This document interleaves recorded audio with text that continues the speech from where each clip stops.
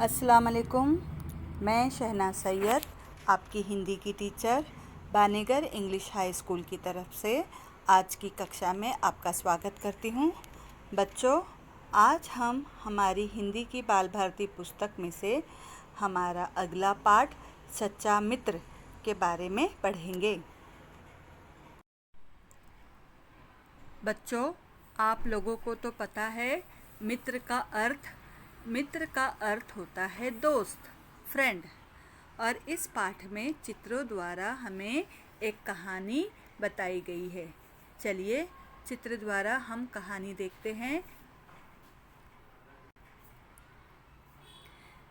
मिहिर और डेविड दो मित्र थे।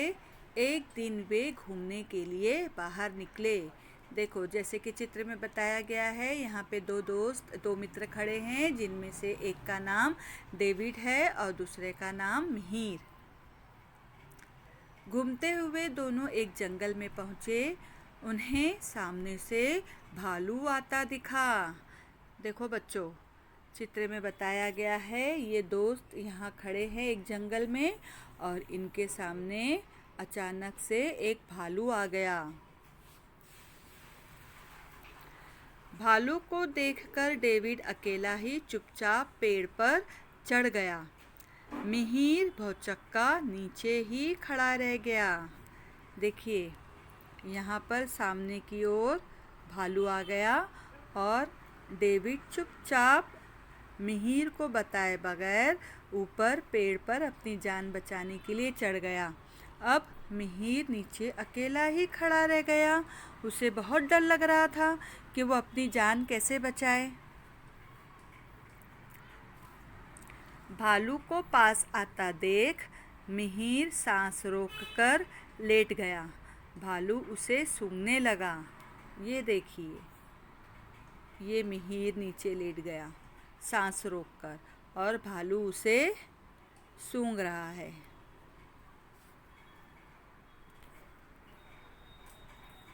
मिहिर को मरा समझकर भालू चला गया। उसके जाते ही डेविड पेड़ से नीचे उतरा। उसने मिहिर से पूछा, भालू तुम्हारे कान में क्या कह गया?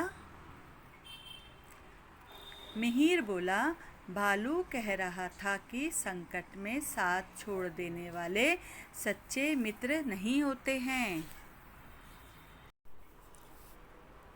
देखा बच्चों, क्या भालू ने सच में मिहिर के कान में ऐसा कहा था? नहीं, भालू ने कुछ नहीं कहा था, लेकिन उस बुरे वक्त में मिहिर को ये एहसास हुआ कि डेविड उसका सच्चा मित्र नहीं है, क्योंकि उसने सिर्फ अपनी जान बचाने के बारे में सोचा, मिहिर के बारे में नहीं सोचा।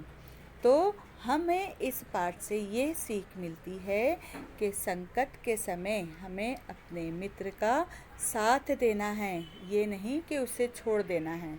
ठीक है बच्चों, तो आप लोग भी अपने मित्र का बुरे वक्त पे साथ दोगे ना? ठीक है, चलिए अब मैं आपको गृह कार्य बताती हूँ। इस पाठ में देखोगे तो देखो, यहाँ पर एक और कहानी चित्रों द्वारा दर्शाई गई है। इस चित्रों को अगर आप ध्यान से देखोगे तो आपको पता चल जाएगा ये कौन सी कहानी है। अब आपका गृह कार्य ये है कि इस चित्र द्वारा आपको एक कहानी पूरी करनी है और इसे एक उचित शीर्षक देना है। ठीक है बच्चों, थैंक यू।